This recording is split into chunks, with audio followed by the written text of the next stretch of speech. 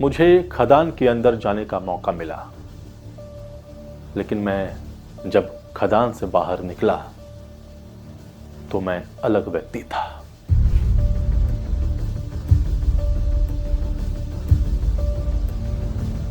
आजाद सिपाही के 4 सदस्यों को खदान में जाने का मौका मिला। सबसे पहले सुरक्षा को देखते हुए मोबाइल और अन्य गैजेट्स जमा कर लिए गए। चूंकि जिस माइंस में हमें जाना था वह हाईली सेंसिटिव माइंस था, यूं कहें खतरनाक माइंस था, जिसे टेक्निकल टर्म में डिग्री 3 गैसी माइंस कहा जाता है। मीथेन और अन्य प्रकार के गैस रिसाव का खतरा हर पल बना रहता है। हमने सभी सेफ्टी उपकरण पहने और मैन राइडिंग के जरिए चले गए खदान के अंदर। खदान 45 डिग्री इंक्लाइंड था। जैसे जैसे खदान के अंदर जा रहे थे अंधेरा छाने लगा। हमने कैप लैंप ऑन किया, जिसके सहारे हम माइंस के अंदर देख पा रहे थे। मैन राइडिंग ट्रॉली एक प्लेटफॉर्म तक गई और हम वहां से उतर गए। फिर पैदल ही माइंस के अंदर दौरा किया। हमारे साथ सेल के 2 और अधिकारी थे जो हमें माइंस की सेफ्टी से अवगत करा रहे थे। आधुनिक उपकरणों के बारे में जानकारी दी गई। कैसे आज का माइंस सुरक्षा नियमों पर खरा उतरता है उसकी जानकारी दी गई। करीब 1.5 किलोमीटर हम माइंस के अंदर गए। दृश्य ऐसा कि मानो पाताल लोक में पहुंच चुके हों। मैं उस घटना को अपने अंदर महसूस कर रहा था।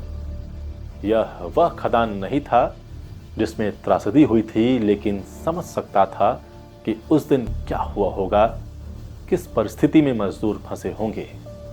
रोमांच से भरा अनुभव था। जब मैं खदान से बाहर आया तब मैं एक अलग इंसान था। खदान के बाहर दूसरे शिफ्ट के मजदूर अंदर जाने की तैयारी में थे। अब मेरा सम्मान उन मजदूरों के लिए कई गुना बढ़ चुका था। मैं बस उन मजदूरों को देख रहा था। वे मुझे किसी सैनिक से कम नहीं लग रहे थे। एक मजदूर देश को रोशन करने के लिए कैसे अपना जीवन अंधकार को अर्पित कर देता है, उससे पहचान हुई।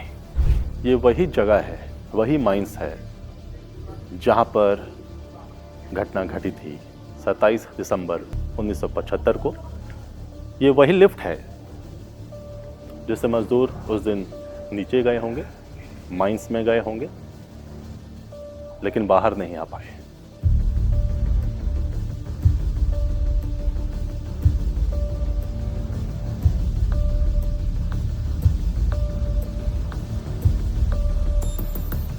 उस बस्ती में और भी परिजनों से बातचीत हुई। बातचीत के क्रम में कई अहम जानकारियां भी हाथ लगीं जो शायद सामने लाने का प्रयास नहीं किया गया। कई लोगों ने खुलकर बात की। कुछ कैमरे के सामने आने से कतराए, कुछ ने दबी जुबान में यहां तक कहा कि उस घटना से बचा जा सकता था, इसे टाला जा सकता था। नाइट शिफ्ट वालों ने काम करने से मना कर दिया था। उस घटना से पहले नाइट शिफ्ट वालों ने काम करने से मना कर दिया था।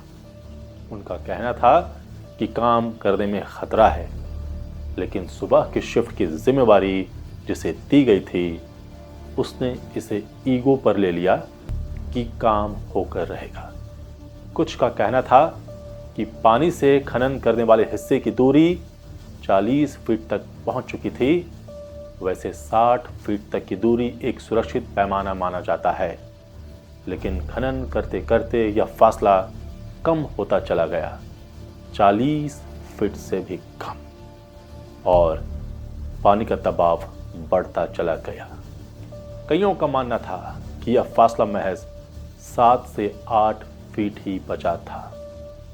आधिकारिक तौर पर इसके बारे में कुछ कहा नहीं जा सकता, लेकिन बातें उठी हैं तो कहनी तो पड़ेंगी, भले ही वह बातें दबी जुबान से ही कही जा रही हो।